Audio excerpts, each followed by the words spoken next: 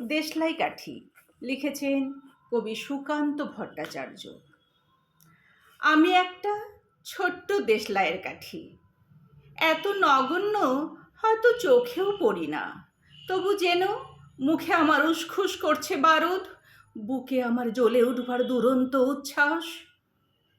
আমি একটা দেশলাইয়ের কাঠি।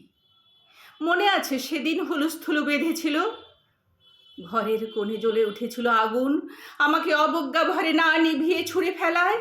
কত ঘরকে দিয়েছি পুড়িয়ে, কত প্রাসাদকে করেছি ধূলিসাৎ। আমি একাই ছোট্ট একটা দেশলাই কাঠি, এমনই বহু নগর বহু রাজ্যকে দিতে পারি ছাড় খাড় করে, তবুও অবজ্ঞা করবে আমাদের। মনে নেই এই তো সেদিন আমরা সবাই জ্বলে উঠেছিলাম একই বাক্সে, চমকে উঠেছিলেন। আমরা শুনেছিলাম তোমাদের বিবর্ণ মুখের আর্তনাদ। আমাদের কি অসীম শক্তি তা তো অনুভব করেছো বারংবার, তবু কেন বোঝো না?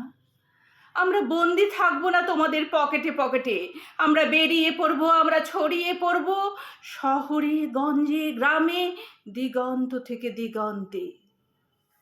আমরা বারবার জ্বলি নিতান্ত অবহেলায়, তা তো তোমরা জানোই, কিন্তু তোমরা তো জানো না কবে আমরা জ্বলে উঠব সবাই শেষবারের মতো।